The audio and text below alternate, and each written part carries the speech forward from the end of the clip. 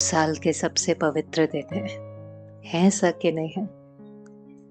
और इसलिए ऑलरेडी वायुमंडल में बहुत उमंग उत्साह खुशी, लेकिन इसके साथ साथ जरूरी है कि हम देवियों का तो आह्वान करें ही, लेकिन उसके साथ साथ हमारे अंदर जो दैवी शक्ति है उसका भी आह्वान करें। एक बारी अपने सामने जो देवी की मूर्ति है उसको लेकर के आए। कोई भी देवी की मूर्ति, दुर्गा की मूर्ति को सामने लेकर के आए।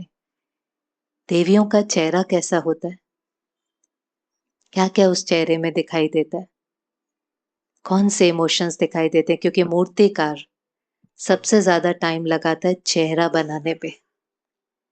वो जड़ चित्र होते हैं, लेकिन तो भी उनके सामने जाकर के बहुत अच्छा लगता है। थोड़े समय के लिए भी सुख की, शांति की अनुभूति होती है। ऐसा होता है कि नहीं होता है? तो उस देवी के चेहरे में क्या क्या दिखाई देता है? हाँ जी, प्रसन्न मुद्रा है, करुणा है और शांति है, पवित्रता है। नैनों में क्या दिखाई देता है? प्यार है, तेज है और शक्ति है, रहम है। ये सब दिखाई देता है कि नहीं दिखाई देता? तो अगर हम उनका चेहरा देखें तो मुस्कुराता चेहरा है, रहम भी है, शक्ति भी है, प्यार भी है। लेकिन फिर अगर उन देवी के हाथों में देखें, अष्टभुजाधारी देवियां दिखाते हैं ना, तो फिर उनके हाथों में क्या दिखाया हुआ है? शस्त्र दिखाए हुए। थोड़ा सा अगर आप देखें तो कितना कॉन्ट्राडिक्टरी चित्र है।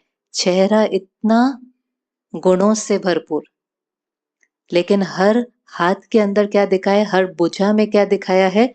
शस्त्र। और पैरों के नीचे कौन दिखाया है? पैरों के नीचे कौन दिखाया है? असुर। तो क्या मतलब है इसका?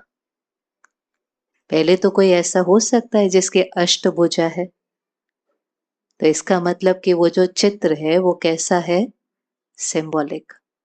वो चित्र कुछ कहने की कोशिश कर रहा है, उसके अंदर कुछ आध्यात्मिक रहस्य समाया हुआ है। तो वो जो अष्टभुजा है और जिसके अंदर शस्त्र दिखाई देते हैं, आपको क्या लगता है देवियां हिंसा करते होंगे? हिंसा करते होंगे? तो ये क्यों शस्त्र दिखाए हैं? क्योंकि देवियों की महिमा में हम क्या गाते हैं? सर्वगुण संपन्न, 16 कला संपूर्ण, संपूर्ण निर्विकारी, मर्यादा पुरुषोत्तम, अहिंसा परमो धर्म। माना उनका धर्म ही क्या है? अहिंसा। तो जिनका धर्म ही अहिंसा है, अगर उनके हाथों में इतने सारे शस्त्र दिखाए हैं, तो वो किस चीज का यादगार है? और पैरों के नीचे कौन दिखाया है? असुर। तो वो असुर कौन से हैं? क्या लगता है आपको असुर कौन से हैं? बुराई, नेगेटिविटी, कहां पर? तो ये असुर कोई बाहर नहीं है। ये असुर कौन से हैं?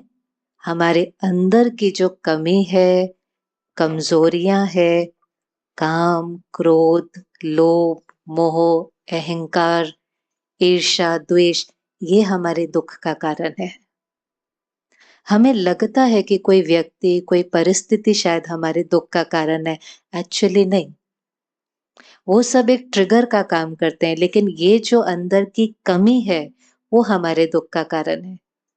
और ये जो सारे के सारे शस्त्र हैं, ये शस्त्र किस पर जीत पाने के लिए हैं? उन असुरों के ऊपर। और जब हम उन असुरों के ऊपर जीत पाते हैं, तो चेहरा कैसा हो जाएगा? बहुत ही सुंदर, तेजोमय, गुणवान। गुणों से संपन्न हर एक को बनना अच्छा लगता है। किसको अच्छा नहीं लगता? हर एक को होता है मेरे अंदर रहम भी हो, प्यार भी हो, मुस्कुराता चेहरा भी हो। हर एक को मुस्कुराता चेहरा अच्छा लगता है। परंतु परमात्मा ने समझाया कि अगर आपको गुणवान बनना है तो पहले क्या बनना पड़ेगा? अगर वर्चुअस बनना है, गुणवान बनना है, सिर्फ दर्शन नहीं, दर्शनीय मूर्त बनना है, तो वो चेहरा ऐसा हो उसके लिए पहले चाहिए शक्तियां, जो बहुत इंटरनली पावरफुल है। ऐसा नहीं है कि उनके सामने बातें नहीं आती हैं, पेपर नहीं आते हैं, वो भी तो इसी दुनिया में रहते हैं, वो भी इसी समाज में रहते हैं, वो भी इसी नेगेटिव एनवायरनमेंट में रहते हैं, तो उनके सामने भी सारी बातें आती हैं। लेकिन बातों का उनके ऊपर क्या नहीं होता, प्रभाव नहीं पड़ता। जितनी शक्तिशाली आत्मा उतना उसको बात छोटी लगती है, और जितनी कमजोर आत्मा उतनी उसको बात बड़ी लगती है। जैसे हम अगर फिजिकली कमजोर होते हैं ना, कभी बुखार आदि होता है, तो पानी का ग्लास भी कैसा लगता है, भारी लगता है कि नहीं लगता है। और वहीं पर अगर हम बिल्कुल ठीक हैं, फिजिकली स्ट्रांग हैं, बहुत फिट हैं, तो फिर हम कोई भी चीज बहुत आराम से उठा लेते हैं। तो ये जो आने वाले 9 दिन है, ये अपनी कौन सी शक्तियों को जागृत करने के लिए है? आंतरिक शक्ति। और जब एक बार आंतरिक शक्ति जागृत हो जाती है, उसको हम इन्वोक करते हैं, उसका स्वरूप बन जाते हैं, फिर जीवन मेहनत वाली नहीं होती। फिर जीवन कैसी होती है? कैसी चाहिए, मेहनत वाली कि मौज वाली? जीवन वही है, बाहर बहुत चेंज नहीं होता है, बाहर बहुत चेंज नहीं होता, लेकिन सारा चेंज कहाँ आता है? अंदर। जब अंदर चेंज आता है ना, आप बताओ, संकल्प से सृष्टि होती है कि सृष्टि से संकल्प होता है? जैसा हम सोचते हैं वैसी हमारी दुनिया बनती चली जाएंगी, कि जैसी दुनिया है वैसा हम सोचते जाएंगे? राइट कौन सा है? संकल्प से सृष्टि। पर अभी क्या हो रहा है? अभी क्या हो रहा है? बाहर कुछ ठीक नहीं है तो अंदर ठीक नहीं है। तो कौन किसका मालिक है? हम मन के मालिक हैं कि परिस्थितियां हमारी मालिक बनी हुई है? कौन किसका मालिक है? एक बार हम ठीक हो जाते हैं ना, तो हम अपने संकल्पों से अपनी सृष्टि को बदल सकते हैं। हम अपने संकल्पों से कोई भी रिश्ते को ठीक कर सकते हैं। हम अपने संकल्पों से अपनी हेल्थ, अपना वायुमंडल ठीक कर सकते हैं। तो पहली शक्ति, अष्टभुजाधारी दिखाते हैं ना, तो पहली शक्ति जो हमें जीवन में चाहिए रोज रोज हर रोज, वो है सहन शक्ति। सहन करना चाहिए। शब्द ही थोड़ा अच्छा नहीं लगता ना आजकल, तो ये शब्द ही बड़ा सुन करके लोगों को अच्छा नहीं लगता है। सहन करना शक्ति है कि कमजोरी है?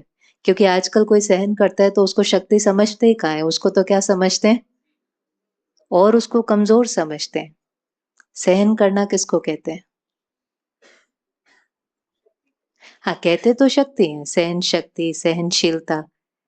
लेकिन सहन करना, जब हम कहते हैं मैंने बहुत सहन किया, कई लोग ना ऐसे कहते हैं, मैंने ना इस रिश्ते में बहुत सहन किया, मैंने ना इस ऑफिस में बहुत सहन किया, मेरा सारा जीवन ही सहन करते करते चला गया। किस किस का जीवन सहन करते करते खत्म हो गया? सभी का? नहीं नहीं। एक्चुअली में जो सहन करता है ना, वो कभी बोलता ही नहीं है कि वो सहन कर रहा है। क्योंकि वो जब शक्ति होती है तो आपको वो चीज फील नहीं होती। हम सहन नहीं करते, हम तो दबाते हैं। और जब हम दबते जाते हैं तो हम उस चीज में कोई सुखी थोड़ी ना है, कंफर्टेबल थोड़ी ना है। हम तो अंदर से बहुत डिस्टर्ब्ड है, अनकंफर्टेबल है, दर्द में है। अगर कोई दर्द में है तो वो शक्ति नहीं है, अगर वो दर्द में है तो कमजोरी है। पहले तो सहन करना चाहिए कि नहीं करना चाहिए? कहाँ करना होता है सहन? कहाँ सहन करना होता है? छोटी सी बात ले लें, घर में कोई है, उसने हमारे से अच्छे से बात नहीं करी, किसी ने हमसे थोड़ा रूडली बात करी, किसी ने हमारी थोड़ी सी इंसल्ट कर दी, किसी ने हमें थोड़ा सा कुछ क्रिटिसाइज कर दिया। नवरात्रि का पहला दिन था, हमने नई ड्रेस खरीदी थी, हम गए नीचे गरबा खेलने, और किसी ने देख करके कह दिया ये कलर तो आपको सूट ही नहीं कर रहा है।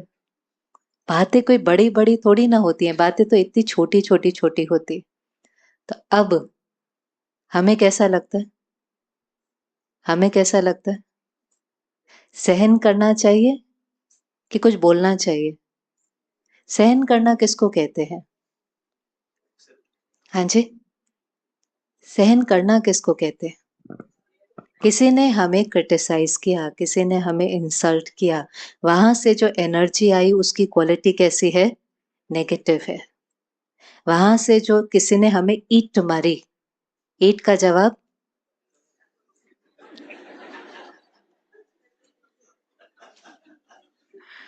नहीं, अभी तो यही सुनने में आता है, ईंट का जवाब पत्थर से।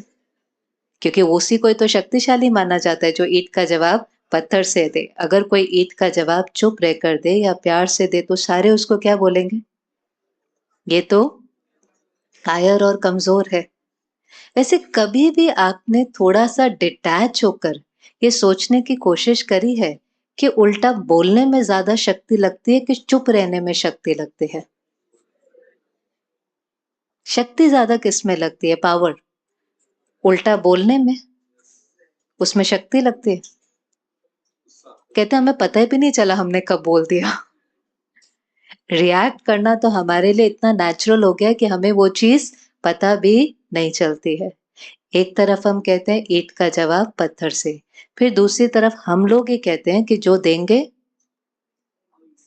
देंगे वो लौट करके आएगा। कहते हैं कि नहीं कहते? Every action has equal and opposite reaction. तो अगर हम ईंट का जवाब पत्थर से देते जाएंगे देते जाएंगे देते जाएंगे तो लौट करके क्या आएंगे? पत्थर। फिर जब लौट करके पत्थर आता है तो फिर हम कहते हैं मेरे साथ ऐसा तो गड़बड़ नहीं है कुछ? मेरा बिलीफ सिस्टम है ईंट का जवाब पत्थर से, तो लौट करके पत्थर आता है तो हम उसको क्वेश्चन मार्क क्यों करते हैं?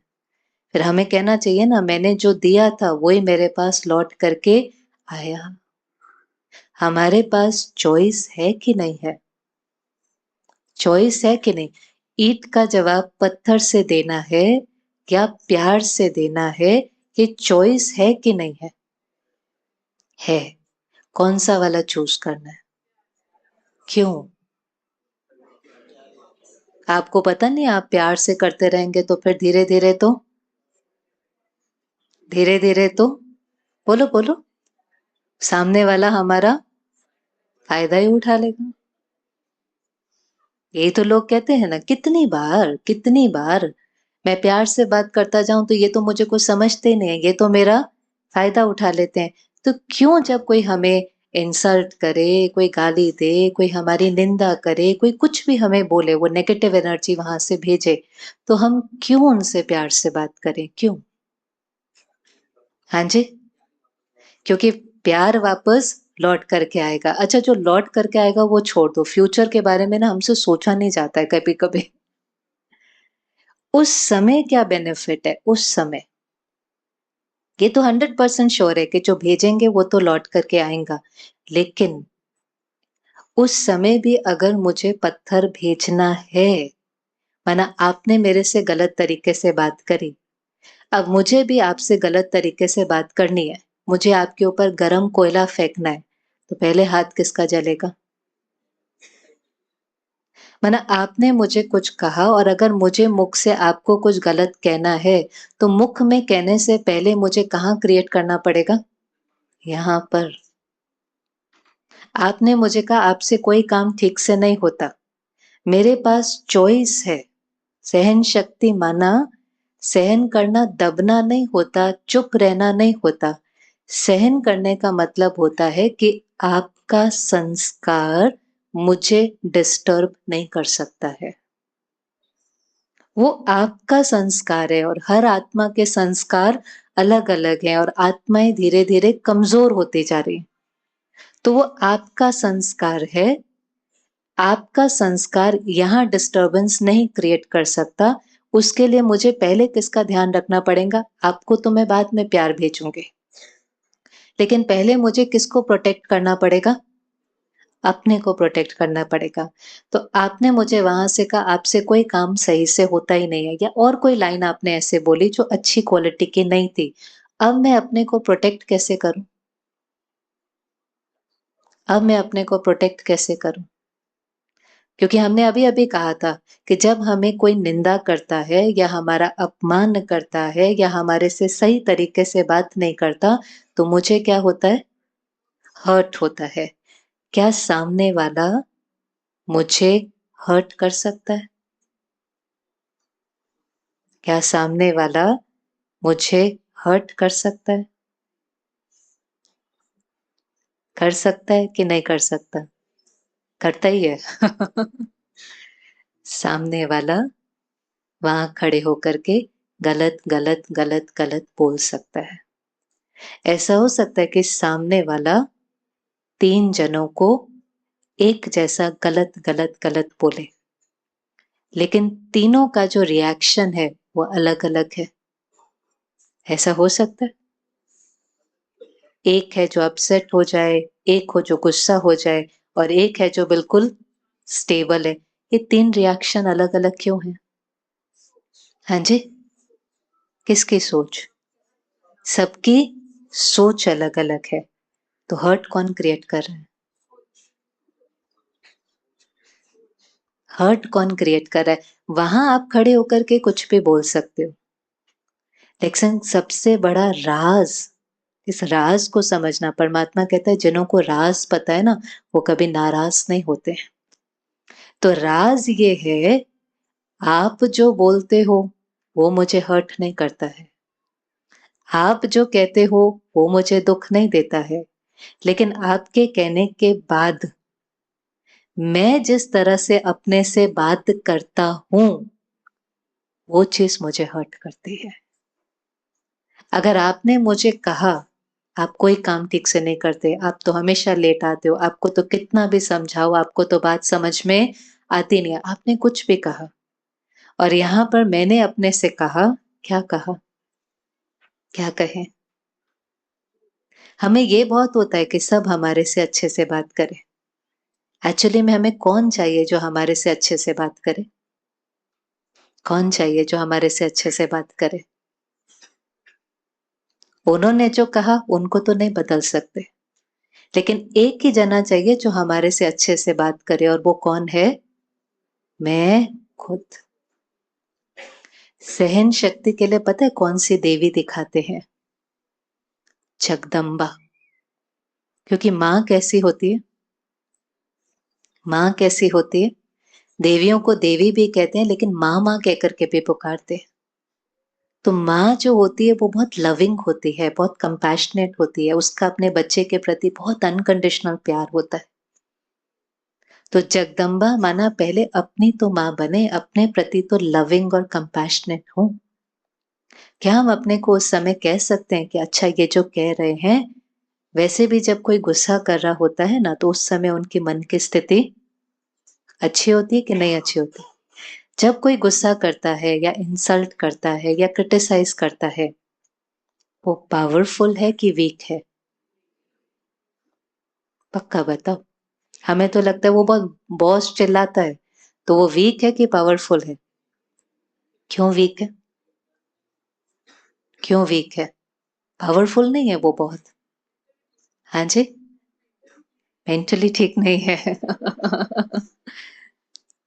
एक्चुअली उस समय अपने को इतना ही कहना है, ये इस समय ठीक नहीं है। ये एक ही लाइन उस समय कहनी है, जो हमें अपने को प्रोटेक्ट करना है ना, उस समय एक ही लाइन अपने को कहनी है, ये इस समय ठीक नहीं है। जैसे कोई तन से ठीक नहीं होता, आप जाते हैं हॉस्पिटल में कभी कभी किसी को मिलने के लिए, जो फिजिकली अनवेल होते हैं, तो उनको देख करके आपको उनके ऊपर क्या आता है? रहम आता है। क्यों? क्योंकि वो ठीक नहीं है, उनकी तबीयत ठीक नहीं है, तो हमें रहम आता है। ऐसे कोई हमारे सामने है जो तन से भले बिल्कुल ठीक होगा, लेकिन किससे ठीक नहीं है? मन से ठीक नहीं है।